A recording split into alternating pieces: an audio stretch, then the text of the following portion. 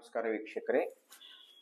ಈ ಒಂದು ವಿಡಿಯೋ ಮುಖಾಂತರ ನಾನು ನಿಮಗೆ ಸಂಖ್ಯಾಶಾಸ್ತ್ರದಲ್ಲಿ ಬರುವಂತಹ ಕೆಲವೊಂದು ಮೇನ್ ಫ್ಯಾಕ್ಟ್ಸ್ ಅಂತ ಹೇಳ್ತೀವಿ, ಇಂಪಾರ್ಟೆಂಟ್ ಕೆಲವೊಂದು ಮೇನ್ ವಿಷಯಗಳು, ಯಾವ ರೀತಿಯ ನಮ್ಮ ಜೀವನದಲ್ಲಿ ಬರ್ತಕ್ಕಂಥ ಅಡೆತಡೆಗಳ ಬಗ್ಗೆ ನಾವು ತಿಳ್ಕೊಳ್ಬಹುದು, ನಮ್ಮ ವ್ಯಕ್ತಿತ್ವದ ಬಗ್ಗೆ ನಾವು ಯಾವ ರೀತಿ ತಿಳ್ಕೊಳ್ಬಹುದು ಅನ್ನೋ ಒಂದು ವಿಷಯವಾಗಿ ಕೆಲವೊಂದಷ್ಟು ಮಾಹಿತಿಗಳನ್ನು ನಿಮ್ಮೊಂದಿಗೆ ನಾನು ಹಂಚ್ಕೊಳ್ತಾ ಇದ್ದೇನೆ. ವೀಕ್ಷಕರೇ ನೋಡಿ, ಇಲ್ಲಿ ಬರ್ತ್ ಡೇಟ್ ಅಂದ್ರೆ ನಾವು ಪ್ರತಿಯೊಬ್ಬರಿಗೂ ಈ ಜನ್ಮ ಸಂಖ್ಯೆ ಇವಾಗಿನ ಒಂದು ಇದರಲ್ಲಿ ಪ್ರತಿಯೊಬ್ಬರವರ ಒಂದು ಜನ್ಮ ಸಂಖ್ಯೆ, ಜನ್ಮ ದಿನಾಂಕವು ಗೊತ್ತೇ ಇದ್ದೇ ಇರುತ್ತೆ. ಜನ್ಮ ದಿನಾಂಕ, ಜನ್ಮ ತಿಂಗಳು ಮತ್ತು ಜನ್ಮ ವರ್ಷ. ಓಕೆ, ಜನ್ಮ ದಿನಾಂಕವನ್ನ ನಾವು ಮೂಲ ಸಂಖ್ಯೆ, ಜನ್ಮ ಮೂಲ ಸಂಖ್ಯೆ ಅಂತ ಕರಿತೀವಿ.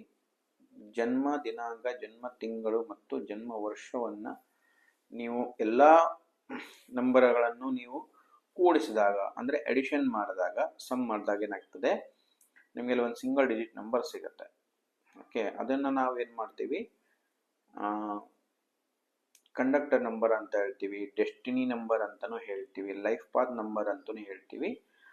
ಹಿಂದಿ ಮತ್ತು ಕನ್ನಡದಲ್ಲಿ ಏನಾಗ್ತದೆ ಅಂದ್ರೆ ಭಾಗ್ಯಾಂಕ ಅಂತಾನು ಹೇಳ್ತೀವಿ. ಮೂಲ ಸಂಖ್ಯೆ ನಿಮ್ಮ ಮೂಲ ವ್ಯಕ್ತಿತ್ವವನ್ನ ಗುರುತಿಸುತ್ತೆ. ಓಕೆ, ನಿಮ್ಮಲ್ಲಿರುವಂತ ಕ್ವಾಲಿಟಿ, ಸ್ಕಿಲ್ಸ್ ಏನಿದೆ, ಒಟ್ಟಾರೆಯಾಗಿ ಓವರ್ ಆಲ್ ಒಬ್ಬ ವ್ಯಕ್ತಿಯ ವ್ಯಕ್ತಿತ್ವವನ್ನ ತೋರಿಸಿಕೊಡುವುದು ಮೂಲ ಸಂಖ್ಯೆ, ಬರ್ತ್ ಡೇಟ್. ಡೆಸ್ಟಿನಿ ನಂಬರ್ ಅಂತ ಏನ್ ಹೇಳ್ತೀವಲ್ಲ, life path number, destiny number, ಭಾಗ್ಯಾಂಕ, ಇದೇನಿರುತ್ತೆ ನಮ್ಮ ಜೀವನದ ಒಂದು ದಾರಿಯನ್ನ ತೋರಿಸುವಂತ ಒಂದು ನಂಬರ್ ಆಗಿರುತ್ತೆ. ಓಕೆ, ಈಗ ಈ ಪ್ರಕಾರವಾಗಿ ನಮ್ಮ ಒಂದು ಕ್ಯಾಲೆಂಡರ್ ಪ್ರಕಾರ ಪ್ರತಿಯೊಬ್ಬರ ಒಂದು ಜೀವನದಲ್ಲಿ ಬರುವಂತ ಬರ್ತ್ ಡೇಟ್ಸ್ ಗಳೇನಿದೆ ನಮ್ಮ ಕ್ಯಾಲೆಂಡರ್ ಪ್ರಕಾರನೇ ಬರುತ್ತೆ. ಅದರಲ್ಲಿ ಮ್ಯಾಕ್ಸಿಮಮ್ ಎಷ್ಟಾಗುತ್ತೆ, 31ನೇ ತಾರೀಕು ಅಲ್ವಾ. ಈಗ ನೋಡಿ, 31 ಅಂತ ಹೇಳಿದ್ರೆ 3+1 ಮಾಡಿದಾಗ ಏನಾಗ್ತದೆ, 4 ಬರುತ್ತೆ.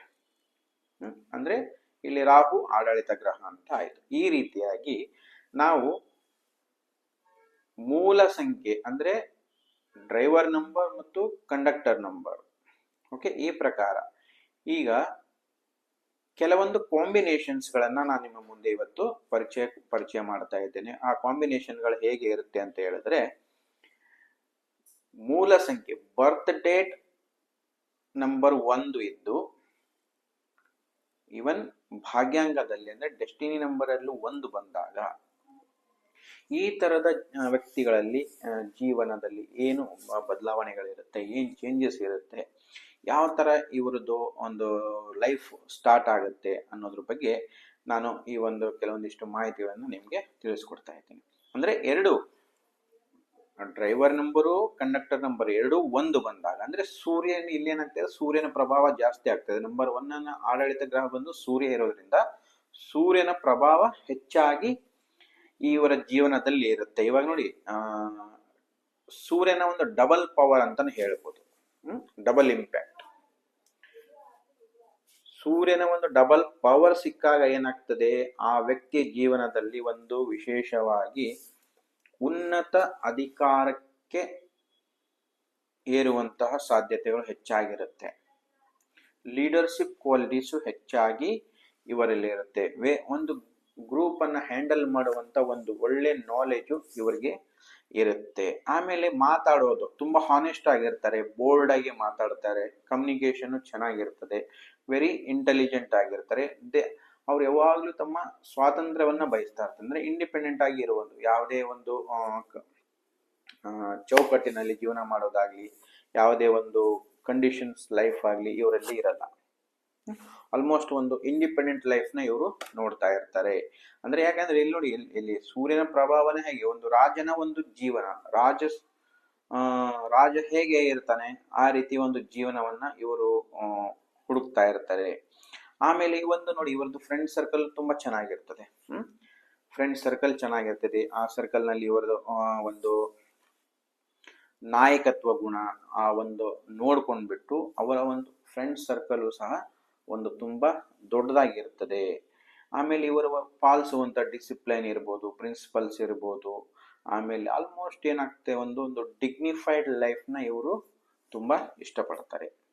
Dignified life. ಆಮೇಲೆ ಇಲ್ಲಿ ನೋಡಿ, ರಾಜಕೀಯವಾಗಿ ಏನಾದ್ರೂ ಇವರಿಗೆ ಯಶಸ್ಸು ಅಂತ ಹೇಳಿದ್ರೆ ತುಂಬಾ ರಾಜಕೀಯದಲ್ಲಿ ತುಂಬಾ ಯಶಸ್ಸು ಸಿಗುತ್ತೆ. ಇನ್ ಕೇಸ್ ಇವ್ರು ಏನಾದ್ರು ರಾಜಕೀಯಕ್ಕೆ ಹೋಗಲ್ಲ ಅಂತ ಆದ್ರೂ ಸಹ ರಾಜಕೀಯ ಇನ್ಫ್ಲುಯೆನ್ಸ್ ಪರ್ಸನ್ಸ್ ಕಡೆಯಿಂದ ಒಂದು ತುಂಬಾ ಒಳ್ಳೆ ಬೆಂಬಲ ಇರುತ್ತೆ. ರಾಜಕೀಯ ಇರಬಹುದು, ಸರ್ಕಾರದ ಮಟ್ಟದಲ್ಲಿ ಇರಬಹುದು, ಉನ್ನತ ಅಧಿಕಾರ ವರ್ಗದಿಂದ ಹೆಚ್ಚಾಗಿ ಬೆಂಬಲ ಇವರಿಗೆ ಸಿಗತ್ತೆ. ಅಂದ್ರೆ ಇನ್ ಕೇಸ್ ಏನಾದ್ರೂ ಇವರು ರಾಜಕೀಯದಲ್ಲಿ ಪ್ರವೇಶ ಮಾಡಿದ್ರೆ ಅವರ ಜೀವನ ಹೇಗಿರುತ್ತೆ ಅಂದ್ರೆ, ರಾಜಕೀಯದಲ್ಲಿ ಒಂದು ಹೊಸದೇನಾದ್ರೂ ಒಂದನ್ನ ಸೃಷ್ಟಿ ಮಾಡ್ತಾರೆ.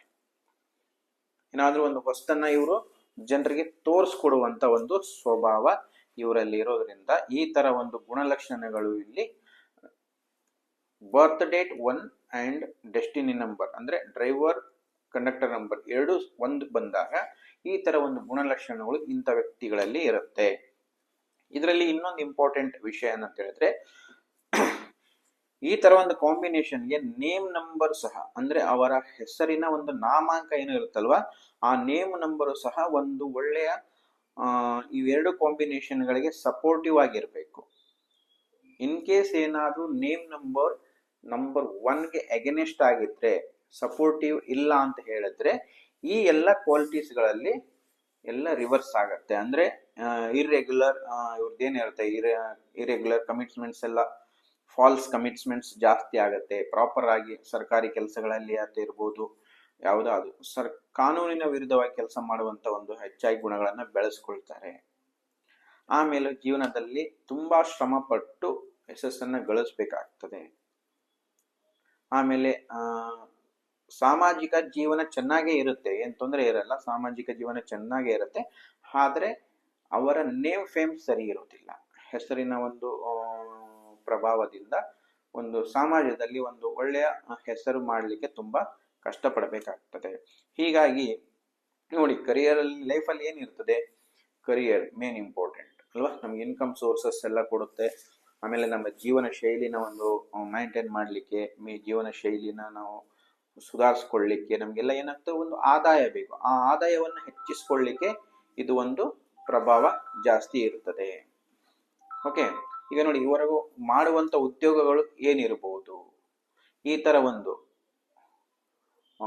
ಕಾಂಬಿನೇಷನ್ಗಳಿಗೆ ಮ್ಯಾಚ್ ಆಗುವಂತ ಉದ್ಯೋಗಗಳು ಅಂತ ಹೇಳಿದ್ರೆ, ಹೆಚ್ಚಾಗಿ ಇವರು ಫುಡ್ ಇಂಡಸ್ಟ್ರಿಯಲ್ಲಿ ಕೆಲಸ ಮಾಡಬಹುದು, ಎಲೆಕ್ಟ್ರಿಸಿಟಿ ಇಂಡಸ್ಟ್ರಿಯಲ್ಲಿ ಕೆಲಸ ಮಾಡಬಹುದು, ಕಂಪ್ಯೂಟರ್ ರಿಲೇಟೆಡ್ ಕೆಲಸಗಳು ಮಾಡಬಹುದು, ಆಮೇಲೆ ಮೆಡಿಸಿನ್ ರಿಲೇಟೆಡ್ ಕೆಲಸಗಳನ್ನ ಮಾಡಬಹುದು, ಆಮೇಲೆ ಸೋಲಾರ್ ರಿಲೇಟೆಡ್ ಅಂದ್ರೆ ಸೋಲಾರ್ ಸಿಸ್ಟಮ್ ಆ ಟೆಕ್ನಾಲಜಿ ಆ ಒಂದು ವಿಭಾಗದಲ್ಲಿ ಕೆಲಸ ಮಾಡಬಹುದು. ಅಡ್ಮಿನಿಸ್ಟ್ರೇಟಿವ್ ಡಿಪಾರ್ಟ್ಮೆಂಟ್ ಅಲ್ಲಿ ಅವರಿಗೆ ಉನ್ನತ ಒಂದು ಅಧಿಕಾರ ಸಿಗುವಂತ ಚಾನ್ಸಸ್ಗಳು ಇರುತ್ತೆ.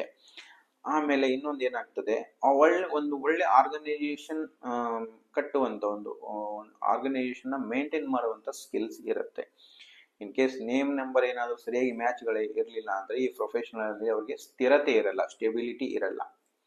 ಆಮೇಲೆ ಮೇನ್ ಬರುವಂತದ್ದು ಏನು ಆರೋಗ್ಯ ಸಮಸ್ಯೆ ಅಂದ್ರೆ ಕಣ್ಣಿನ ಸಮಸ್ಯೆ ಹೆಚ್ಚಾಗಿ ಬರುತ್ತೆ. ಹೀಗಾಗಿ ನಾಮಾಂಕ ನೇಮ್ ನಂಬರ್ ಯಾವಾಗಲೂ ತುಂಬಾ ಒಳ್ಳೆ ಕಂಪ್ಯಾಟಿಬಲ್ ಆಗಿರಬೇಕು ಯಾವುದಕ್ಕೆ, ಮೂಲಾಂಕ ಮತ್ತು ಭಾಗ್ಯಾಂಕಕ್ಕೆ. ಅವಾಗಲೇ ಇದೇನಾಗ್ತದೆ, ಒಂದು ಬ್ಯಾಲೆನ್ಸಿಂಗ್ ಟ್ರ್ಯಾಕ್ ಅಲ್ಲಿ ಲೈಫ್ ಪಾತ್ ಅಲ್ಲಿ ಏನಾಗ್ತದೆ, ಒಂದು ಎಷ್ಟೇ ಹರ್ಡಲ್ಸ್ ಬಂದ್ರು ಈಸಿಯಾಗಿ ಅದನ್ನ ಫೇಸ್ ಮಾಡಿಕೊಂಡು ಅವರು ಜೀವನದಲ್ಲಿ ಮುಂದೆ ಹೋಗಬಹುದು. ಇವಾಗ ಸಾಮಾನ್ಯವಾಗಿ ನಾನು ಈ ಹಿಂದೆ ನಾನು ಸುಮಾರು ವಿಡಿಯೋಗಳನ್ನ ಮಾಡಿ ಹಾಕಿದ್ದೇನೆ, ನೇಮ್ ನಂಬರ್ನ ಹೇಗೆ ಸೆಲೆಕ್ಟ್ ಮಾಡ್ಕೊಳ್ಬೇಕು ಅಂತ.